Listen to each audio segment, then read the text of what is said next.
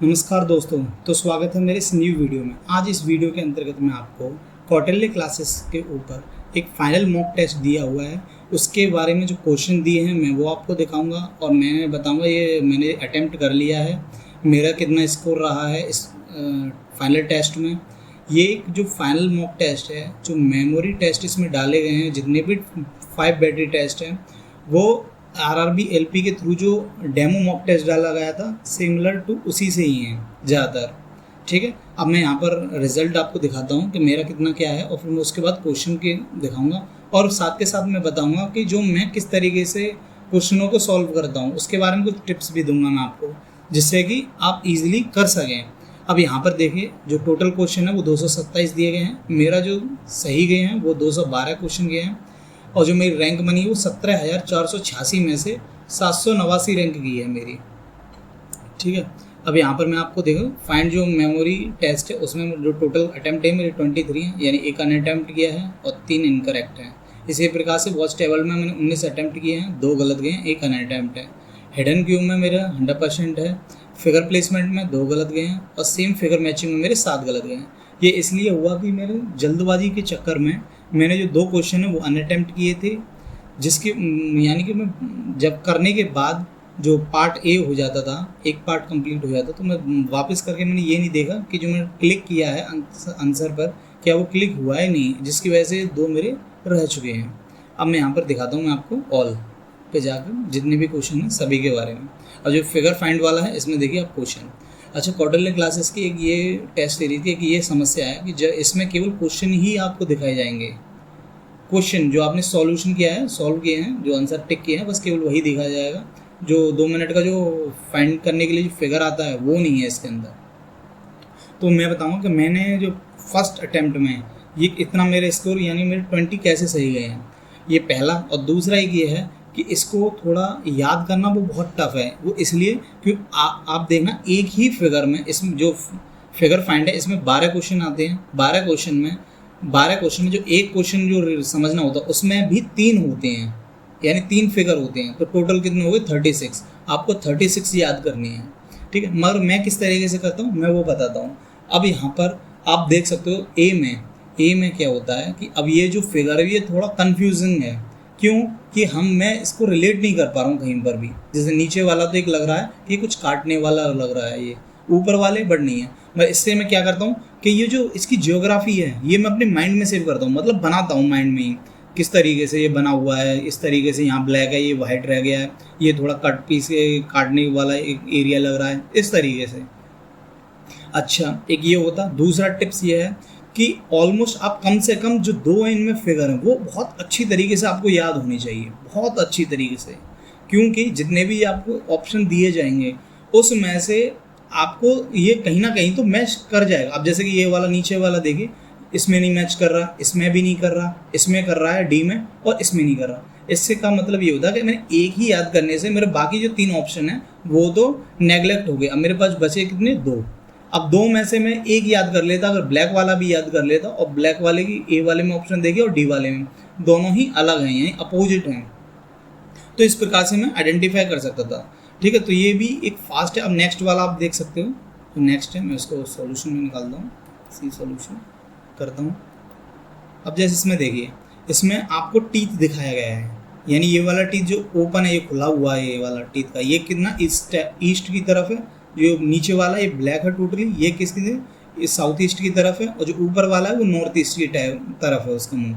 अब इसमें से आप 2 किसी को भी याद कर लीजिए, तो इनमें ज़्यादातर नेगलेक्ट ही हो जाएंगे। अब जैसे कि ये ब्लैक वाला देखिए, ब्लैक वाला साउथ ईस्ट में है। अब बाकी बी में देखना नहीं है, बी में नहीं, सी में नहीं है, डी में, ई में नहीं है, तो इसका ऑप्शन ए ही हो गया। तो ये भी एक अप्रोच होती है जो कि क्वेश्चन को आंसर को जो ऑप्शन होते हैं उनको किस तरीके से नेगलेक्ट किया जाए। तो ये भी हो गया। अब यहाँ पर पहला वाला ए वाला देखिए, ये जो पहला ऑप्शन ये ब्लैक है, ये एक तरीके से फाइटर जेट दिख रहा है ये, और जो इसका अगला वाला ये एक एस्ट्रोनॉट टाइप में है, और जो नीचे वाला एक बटरफ्लाई टाइप में है। तो आप इसका भी देखिए, जो जेट है वो किस तरफ जा रहा है, वेस्ट की तरफ, और जो एस्ट्रोनॉट है वो किधर की तरफ जा रहा है, ईस्ट की तरफ, और जो बटरफ्लाई है वो जा रही है नॉर्थ ईस्ट की तरफ। ठीक है, अब यहाँ पर इसमें जितने भी ऑप्शन है इनमें देखना जो बटरफ्लाई वाला वो है, नहीं बटरफ्लाई वाला नहीं है। अगर आप एरोप्लेन वाला जो जेट वाला, ये देखना ये ईस्ट में, बाकी जितने भी हैं वो सब ईस्ट में, बट इसका मुंह कितने तरह वेस्ट में, तो इसका मतलब आप ए डायरेक्टली इसी तरीके से कर सकते थे। मैं एक नेक्स्ट और करता हूँ, ठीक है। अब ये वाला देखिए, ये भी एक वी टाइप में है, ये ए वाला ऑप्शन देखिए वी, यानी दो वी हैं, एक फ्रंट पर है एक बैक में है, बैक में, इसको ही रोटेट करके ये सेकंड वाले में कर दिया, फिर उसके बाद थर्ड वाला उसमें भी रोटेट करके कर दिया। तो इस तरीके से आप याद भी कर सकते हो। मैं आपको जो 12 है ये मेरा इनकरेक्ट गया था। अब जैसे इसमें किस तरीके से आइडेंटिफाई करो, जैसे मैं देखिए ब्लैक वाला जो ब्लैक है फर्स्ट पे ही, अब वो एक बर्ड फ्लाई दिख रही है, बर्ड है जो फ्लाई कर रही है वो दिख रहा है, और ये यहाँ देखिए नीचे वाला जो ब्लैक है वो एक नेकलेस टाइप में, या फिर जो किंग का क्राउन होता है, जो सिर का ताज होता है उस टाइप का बना हुआ है ये। अब ये वाइट है मेरा, मोस्टली क्या है इनमें से दो ही याद कर लो, कुछ भी ज़्यादातर। अब जैसे ये फर्स्ट और सेकंड आप याद देंगे ना, ये बर्ड फ्लाई ईस्ट की तरफ वेस्ट की तरफ जा रही है, बट बाकी बर्ड फ्लाई हैं वो ईस्ट की तरफ हैं। ये देखिए बी का भी है, सी का भी और ई का भी है। आई होप कि ये मैं समझाना चाह रहा हूँ वो आई थिंक आपको समझ में आ रहा हो। आप इस प्रकार से आप बाकी सभी ऑप्शनों को देख लीजिए, नहीं तो वीडियो बहुत लेंथी हो जाएगी, तो मैं जल्दी जल्दी आपको दिखाता भी हूँ, ठीक। ये इस प्रकार से आ रहे हैं, ये टोटल 12 हो गए। अब नेक्स्ट चलता हूँ मैं इसके बाद मेमोरी डायरेक्शन पर, वॉच टेबल पर, ठीक है। अच्छा, कॉर्डेलिया की ये और समस्या, जब हम बैक करते हैं ना तो टोटली ही पूरा ही बैक हो जाते हैं, स्टार्टिंग में ही चला जाता है, फिर उसके बाद दोबारा आओ सामने फ्रंट पे, ये एक समस्या है इसकी, ठीक है। अब ऑल में जाता हूँ मैं, ऑल में मैं आपको वॉच के थोड़े अच्छे तरीके से क्वेश्चन सॉल्व करा देता हूँ। क्यों? क्योंकि वो इस तरीके से, क्योंकि वॉच में जो क्वेश्चन दिए हैं वो थोड़े टफ दिए गए हैं, यानी कि थोड़े लेंथी हैं, जिससे कि आप समझने में थोड़ी दिक्कत भी आती है। तो ये भी है कि जो हार्ड ये दिया गया है तो इसमें किस टाइप के क्वेश्चन आते हैं, ये भी आप देख सकते हो। अब ये देखिए पहला क्वेश्चन है K5 से क्लॉकवाइज, ये K5 या कहाँ पर है, यहाँ पर ईस्ट की तरफ, K5 से क्लॉकवाइज चलते हुए पश्चिम तक पहुँचे, ठीक है, पहुँचे, इस दौरान जो ठीक मध्य में आने वाले अंक का मान क्या है, यानी कि ये तो इजी वाला है, ये तो साउथ वाला पूछ रहा है जो कि T2 है, मैं आपको इसका T2, ठीक है, ये हो गया। नेक्स्ट करता हूँ। नेक्स्ट है उत्तर में स्थित अवयव से 225 क्लॉकवाइज। अब नॉर्थ है जो M2 है, M2 से कितना का जाना है हमें 225, जो कि आना क्लॉकवाइज। अब 225 मतलब कि M2 का अपोजिट कितना घूम गए हम 180 डिग्री, 45 और करना है तो हम कहाँ पहुँच गए, साउथ वेस्ट में पहुँच गए। अब फिलहाल हम साउथ वेस्ट में खड़े हैं, यानी क्लॉकवाइज चलते हुए अक्षर के सामने। अब इसके सामने क्या आ गया 1 3, सामने अक्षर से दाएं तीसरा, अब से दाएं तीसरा तो इसे इंक्लूड करके चलना है, से और के में कोई कंफ्यूजन नहीं होना चाहिए। मैंने इसकी वीडियो कल ही अपलोड कर दी है, तो अगर आपको किसी प्रकार का अगर इसके रिगार्डिंग कोई दिक्कत है तो मेरी वीडियोस देख सकते हैं, चैनल पर है वो। तो इसके दाएं तीसरे अंक, तीसरा अंक कहाँ आ जाएगा, जो आएगा साउथ ईस्ट में, तीसरे अंक के बाएं दूसरा। अब के बाएं है, के है तो इसको इंक्लूड नहीं करना है, एक्सक्लूड करना है, जो यहाँ पर है साउथ वेस्ट में। फिर उसके बाद कहाँ पहुँच जाएंगे A3, तो इसका जो आंसर होगा वो 3 होगा, ठीक है। अब नेक्स्ट करता हूँ। नेक्स्ट है C3 A3, यानी सॉरी C4 और A4, A3 क्या बोल रहा हूँ मैं, C3 कहाँ है, C4 ये है और A3 ये है। अब इस पर C3 L1 का L1 को मिलाकर त्रिभुज का निर्माण करें। अब यहाँ पर L1, यहाँ से C4 A3 और L1 क्या हो गया, इसका शीर्ष है, शीर्ष के विपरीत हो गया P5, अंक के दाएं चौथा। के दाएं चौथा का मैंने वीडियो बताया था उस वीडियो में, अपनी वीडियो में। के दाएं चौथे का मतलब होता है 180 डिग्री घूमना। 180 डिग्री का घूमने का मतलब होता है जिस ऑब्जेक्ट से हम चल रहे हैं, जिस डिजिट से, उसका ही अपोजिट हो जाता है। यानी मैं L1 पर आ गया, यानी ये हो गया दाएं चौथा। अब दाएं चौथे अंक के सामने वाला, इसके फिर दोबारा सामने, यानी P5 पर पहुंच गए, तो इसका आंसर हो गया 5 हो गया। अब नेक्स्ट चलता हूँ। नेक्स्ट है पूर्व को पश्चिम। ये अच्छा, ये जब डायरेक्शन चेंज हो तो इसमें क्या है, आपको लास्ट में पढ़ना है, पहले सबसे पहले। ये नहीं कि डायरेक्शन बदलने लग जाओ, नहीं है। अब जो दक्षिण पश्चिम है, अब दक्षिण पश्चिम का मतलब कि कहाँ आ गया, दक्षिण कहाँ है, नॉर्थ की जगह पर, और पश्चिम का है, पश्चिम होगा उसका भी अपोजिट, यानी कि यहाँ पूर्व की जगह पर। दक्षिण पश्चिम हो गया मेरा A3। अब दक्षिण पश्चिम में स्थित अक्षर के है तो एक्सक्लूड करना है, ऐड नहीं करना है। बाएं चौथा, अब बाएं चौथे का मतलब क्या है, इसका अपोजिट, यानी 180 डिग्री घूमना, तो अपोजिट क्या हो जाएगा, अपोजिट C4। अब C4 पर हम पहुंच गए, ठीक है। अक्षर से फिर है दाएं तीसरे, से दाएं तीसरे P5 पर है, अंक के सामने वाला L1, इसका आंसर हो गया L1, ठीक है। नेक्स्ट है वर्णमाला क्रम के अनुसार अंतिम अक्षर से प्रारंभ करते हुए घड़ी के विपरीत दिशा में। अब यहाँ से अब मैं देखूंगा सबसे बड़ा वर्णमाला क्रम के अनुसार सबसे लास्ट में कौन सा T2। अब T2 से क्या करना है, प्रारंभ करते हुए घड़ी की विपरीत दिशा में चलते हुए पश्चिम दिशा तक, यानी कि घड़ी की विपरीत दिशा में, तो यानी T2 से चलकर कहाँ पे जाना, B2 पर। ठीक है, पहुँचने पर ठीक मध्य वाले, ठीक मध्य में कौन है, A3 है, वाले अक्षर के सामने, सामने क्या है, C4 है, अंक के दाएं तीसरा, के दाएं तीसरा है तो छोड़ देना है, तो हम कहाँ चलेंगे, M2 पर। आंसर क्या होगा इसका, M2 पर। मैं M2 हाँ 2 है। मैं थोड़ा आप जल्दी जल्दी बताता हूँ इसको, ठीक है, क्योंकि वीडियो लेंदी हो जाएगा काफ़ी। तो भाई B2 कहाँ पर है, B2 है यहाँ पर वेस्ट पर, T2 कहाँ पर है, T2 है हमारा साउथ में, और A3 है यहाँ पर। को मिलाकर त्रिभुज का निर्माण करें। इसके शीर्ष के दाएं बाएं बड़े अंक से, अब दाएं बाएं बड़े, शीर्ष कौन सा हो गया, A3 है, दाएं बाएं बड़े अंक कौन सा है, K5 हो गया, बाएं से बाएं तीसरा, से है बाएं तीसरा तो M2 पर पहुँच गए, तीसरे अक्षर के सामने, के सामने तो साउथ में हम पहुँच गए, वाले अंक से बाएं दूसरा मतलब कि L1 हो गया, इसका आंसर L1। नेक्स्ट, पूरी घड़ी तालिका में सभी अक्षरों को सामने वाले अक्षर से आपस में बदल देने पर, सभी को आप जो केवल यहाँ पर आपको अक्षर है, जो लेटर है, केवल वही एक्सचेंज करना है, जो डिजिट है उसको रहने देना है, यानी अंक को। ठीक है, फिर उसके बाद P5। अब यहाँ पर P मेरा कहाँ पर है, यहाँ पर, बट ये एक्सचेंज हो गया तो P कहाँ पर आ जाएगा, यहाँ पर। अब P से 135 एंटी क्लॉकवाइज, 135 एंटी क्लॉकवाइज कितना घूमेगा, M2 पर आ जाएगा।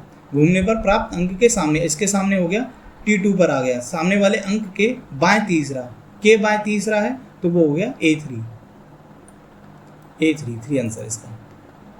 इसी प्रकार से नेक्स्ट है, पूरी घड़ी तालिका में स्थित सभी अंकों को आमने सामने वाले आपस में बदल देने पर पूर्व में स्थित अक्षर से बाएं तीसरा M2 हो गया, के सामने वाले अंक के बाएं तीसरा फिर दोबारा में A3 पर ही आ गया। अब यहाँ पर अंक बदला है, तो इसकी जगह क्या आ जाएगा, 4 आ जाएगा।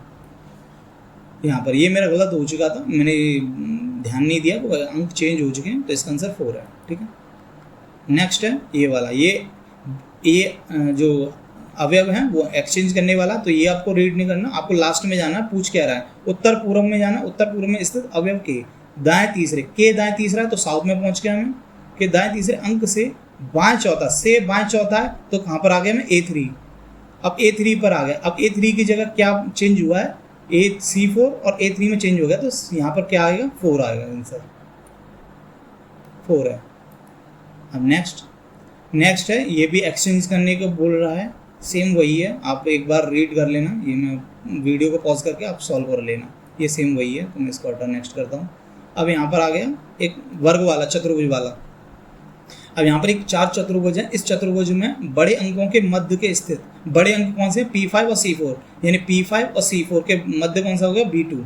ठीक है, के मध्य स्थित अवयव के सामने वाले अंक के दाएं तीसरे, के दाएं तीसरा है तो छोड़कर चलना है, तो यहाँ पर आ गए हम, के दाएं तीसरे अंक के सामने कौन सा अंक होगा, A3 होगा इसका। ठीक है, नेक्स्ट, ये भी सेम है, तो इसको आप देख सकते हो, मैं एक बार वीडियो को पॉज करके आप सॉल्व कर सकते हो इसका। ठीक है, नेक्स्ट करता हूँ। ये डायरेक्शन चेंज करने के लिए उत्तर को पूर्व को, दक्षिण को पश्चिम से आपस में बदल देने पर उत्तर पश्चिम में स्थित अवयव से दाएं तीसरे अंक के सामने वाले अवयव से बाएं चौथा, ये भी इजी है। ठीक है, मैं नेक्स्ट चलता हूँ। नेक्स्ट है ये वाला, एक बनी रेखा लंब से डालने पर बिंदु के विपरीत से बाएं चौथा। अब जैसे कि ये थोड़ा अलग है, ये है C4 और A3 पर मिलाकर जो रेखा बनी है, इस पर P5 द्वारा एक लंब डालने पर लंब बिंदु के विपरीत क्या हो गया, L1 हो गया।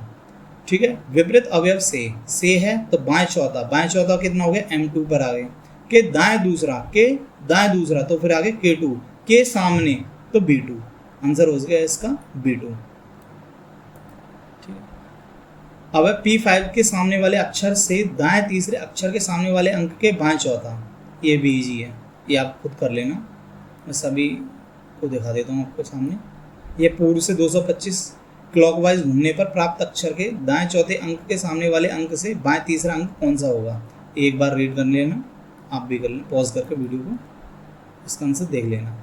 अब ये भी उत्तर एवं पश्चिम के मध्य, ठीक है, अक्षर से 90 डिग्री क्लॉकवाइज घूमने पर प्राप्त अंक के सामने अंक के ठीक दाएं स्थित संख्या का वर्ग क्या होगा। ये आप देख सकते हो, कर सकते हो। ठीक है, ये जितने भी मैंने क्वेश्चन करे हैं ये सेम इसी प्रकार से क्वेश्चन दिए गए हैं, हालांकि काफ़ी इजी हैं, तो आप भी जल्दी कर सकते हो इन क्वेश्चनों को, कोई दिक्कत नहीं आएगी आप। ठीक है, अब मैं एक और ले लेता हूँ, जैसे लास्ट का है उत्तर से। ठीक है, ये पूर्ववर्ती अनुवर्ती वाला, ये वाला दक्षिण से घड़ी की विपरीत दिशा में, दक्षिण से घड़ी की विपरीत दिशा में चलते हुए पश्चिम तक जाना है। पश्चिम पे जाने पर ठीक मध्य में स्थित अवयव यानी मध्य में स्थित अक्षर के अनुवर्ती है, तो मतलब क्या हो गया, M2 हो गया। बाएं से, अब अनुवर्ती अक्षर से बाएं तीसरे से बाएं तीसरा है तो B2 पर आ गए। अंक के सामने वाले अंक, तो यहाँ पर K2 पर K5 पर आ गए। ठीक है, कैसा होने वाले अंक के ठीक बाएं क्या होगा, A3। इसका आंसर क्या है, A3। ठीक है भाइयों, अब ये मैंने आपको सभी क्वेश्चन दिखा दिए हैं वॉच में किस प्रकार से आए हैं फाइनल टेस्ट में, इस बार मॉक में। आई होप कि आपको समझ में आया हो। अब नेक्स्ट मैं आपको दिखाता हूँ वॉच टेबल टेस्ट के बाद फिर है हिडन क्यूब। हिडन क्यूब में कुछ नहीं होता, आपको केवल जो हिडन होते हैं बस केवल उनको ही देखना, बाकी किसी को भी नहीं देखना है। हिडन है बस केवल वही। आपको पहले एक जो कॉलम है, कॉलम में जो क्यूब है उनकी नंबर ऑफ क्यूब पता होनी चाहिए कि उस कॉलम में कितनी है। अब जैसे मैं इस वाले फिगर में देखूँ, मैं आपको एक बार ओपन कर देता हूँ, ईजी वाला लेता हूँ, जैसे कि ये है। अब यहाँ पर एक कॉलम में कितनी है, 3। ऊपर में से कितने दिख रहे हैं मुझे, एक दिख रहा है, 2 नहीं, यानी 2 इसमें 4 और एक इसके है, तो कितना होगा, 6। ठीक है, अब इसी प्रकार से इसका ये कितने, एक कॉलम में कितने वो क्यूब्स हैं, 4। अब यहाँ से मिडल वालों को देखना होता है, साइड जो है जो जिस यानी 2 साइड हमें ऑलवेज देखती है उनको कभी नहीं देखना है। ठीक, केवल मिडल पार्ट को ही देखना है। अब मिडल पार्ट में 4 हैं, 4 में से एक दिख रहा है, यानी 3 हिडन है, यानी 3 इसमें हो गए, फिर एक इसमें हो गया, हिडन है जो। टोटल कितने हो गए, 3 और 3 6। ठीक है, इसका आंसर 6 होगा। अब सेम वही है, ये भी है। अब जैसे आप ये वाला फिगर देखिए, इसमें क्या है, एक कॉलम में कितने क्यूब्स हैं, 4 हैं, 4 में से केवल मिडल वालों को देखना है। इसमें देखना एक दिख रहा है, यानी 3 नहीं दिख रहे हैं, तो इसका मतलब 3 इसमें और 3 इसमें, नहीं सॉरी, इसमें 3 हो गए, और जो ये वाला है इसमें हमें इस साइड से 2 दिख रहे हैं, यानी इसमें कितने हिडन है, 2, यानी 3 दूनी 6, 6 और 2 8, 8 और 2 पीछे कितने हैं, 2, तो कितने हो गए टोटल 10 क्वेश्चन, वो 10 हो गए क्यूब्स।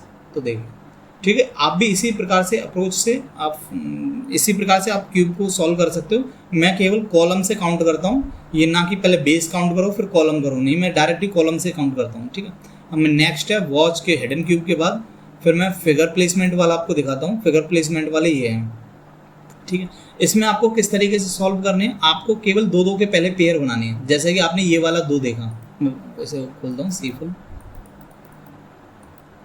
जैसा आप ये देखिए, अब सेट ए में और सेट बी को मैच करना पड़ता है। अगर सभी मैच हैं तो इसका ऑप्शन ए होगा, 2 चेंज हैं तो बी होगा, और 3 चेंज हैं तो सी होगा, और 4 चेंज हैं तो डी होगा। ठीक है, ये इस प्रकार से होगा। अब जैसा कि पहले आप 2 का पेयर बनाओ, ये अगर देखो ये मैंने देख लिया, यहाँ वेरीफाई कीजिए सेट 2 में, यानी दोनों ठीक हैं। फिर उसके बाद पीछे नहीं जाना, फिर नेक्स्ट सेट बी में ही ये 2 देखने, फिर उसके बाद पीछे जाना, वेरीफाई करना है, हाँ ठीक है। फिर उसके बाद इसी में ही नेक्स्ट देखना है, यानी इस टाइप के एम लास्ट में, और यहाँ पर सेट बी में वेरीफाई करना, जो कि एक्सचेंज हो गए हैं, यानी इसका आंसर क्या है, 2 एक्सचेंज हुए हैं, तो इसका आंसर होगा बी। ठीक है, अब जैसे नेक्स्ट में करता हूँ, नेक्स्ट आप ये देखिए, नेक्स्ट में ये 2 रीड किए, फिर उसके बाद यहाँ वेरीफाई किया, यानी हाँ ठीक है। फिर नेक्स्ट 2 किए, देखे, फिर उसके बाद बैक गए, तो इसमें से एक सेम है, बाकी एक चेंज हो गया। फिर नेक्स्ट 2 और देखे, फिर उसके बाद यहाँ नेक्स्ट देखे, वेरीफाई किए, यानी कि नहीं है। तो इसमें टोटल कितने मैच किए हैं, 3, यानी कि मतलब 3 मैच किए हैं, तो अनमैच कितने होंगे, ये वो भी 3 ही रहेंगे। ठीक है, यही मेरी अप्रोच रहती है, मैं 2-2 के पेयर बनाता हूँ, जिसकी वजह से मैं इसी से आप देख सकते हो कि मैंने कितनी सेकंडों में किए हैं। यानी मैंने पहला ही है, थोड़ा उसमें टाइम लिया, टाइम वो 51 सेकंड मैंने इस वजह से लिया कि थोड़ा टाइम देखते हुए मतलब कुछ करने लग गया था, फ़ोन को सेट करने लग गया था जब वीडियो रिकॉर्ड करना था। अब जैसे टाइम टेकन में ये देखिए 4 सेकंड, 5 सेकंड, 2 सेकंड। अब इस वाले को देखना, केवल मैंने इसमें 2 सेकंड में अटैम्प्ट किया है, 3 second, 3 second, 4 second, 3 second, 4 second, 3 second, 4 second, केवल 3-3, 4-4 सेकंड में मैंने सभी अटैम्प्ट कर दिए हैं। ठीक है, अब ये फिगर प्लेसमेंट वाला मैं आपको दिखा दिया। अब सेम फिगर वालों में आपको क्या करना होता है, मैं आपको वो बताता हूँ। मेरे से काफ़ी क्वेश्चन पूछे गए हैं, कमेंट्स आते हैं कि भैया के जो सेम फिगर वाले होते हैं उसमें किस तरीके से फाइंडिंग मैच किया जाए, वो बताइए कुछ टिप्स। अब जैसे मैं इसको खोलता हूँ, ओपन करता हूँ, अब यहाँ पर यही एक समस्या है कौटिल्य वालों की। अब यहाँ पर क्वेश्चन दे दिया, बस केवल क्वेश्चन दिया है, बाकी और कुछ नहीं दिया है, ठीक है। अब जैसे यहाँ पर, अब जैसे क्वेश्चन ये है, अब ये मैच करना है, तो इसके लिए आपको सबसे पहले क्या है, केवल एक को एक देखना है। अब जैसे कि ये है एक स्टार टाइप में, या फिर आप देख लीजिए प्लस माइनस। अब प्लस माइनस को ही एक को देखकर बाकी सबको वेरीफाई कीजिए।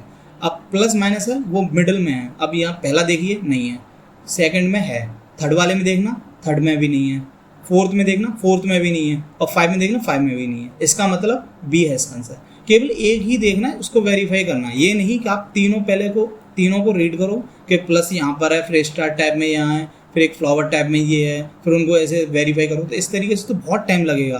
केवल आपको एक एक करके ही वेरीफाई करना है। अगर मैं जैसे नेक्स्ट करूँ, तो नेक्स्ट में आप देखना कि जैसे कि मैं कोई सा भी ले सकता हूँ, जैसे स्टार वाला ले लूँ या फिर फ्लावर। जैसे स्टार वाला देखिए, स्टार मिडल में है, इसमें स्टार मिडल में है, इसमें नहीं है, इसमें नहीं है। नेक्स्ट अगर मैं नीचे करता हूँ, तो एक इसमें है और इसमें नहीं है। अब इन दो उनको वेरीफाई करना होगा उसको। अब देखता हूँ प्लस माइनस मेरा जो क्वेश्चन में कहाँ पर है, प्लस माइनस ऊपर है, यानी प्लस माइनस ऊपर है, तो इसका आंसर ए हो गया। तो आई होप कि जो मैं समझाना चाह रहा हूँ वो आपको ईजिली समझ में आ रहा हो। सेम फिगर में केवल आपको एक ही पॉइंट देखना, उसका की पॉइंट, एक फिगर का की पॉइंट देखना, फिर पाँचों में उसको वेरीफाई करना है, ठीक है। ये नहीं कि आपने तीनों जितने भी पॉइंट्स देखे हैं सबको आपने याद किया फिर वेरीफाई करते हुए, तो इस तरीके से क्या आपको टाइम ज़्यादा लगेगा। तो मैंने भी इसी तरीके से किए हैं, थोड़ा टाइम लगा मुझे, मगर कुछ गलत हुए मेरे क्वेश्चन इसमें, मगर थोड़े ये जल्दबाजी में हुआ है, ठीक है। आई होप कि ये मेरी वीडियो आपको समझ में आई हो। तो thank you for watching my video और नमस्कार।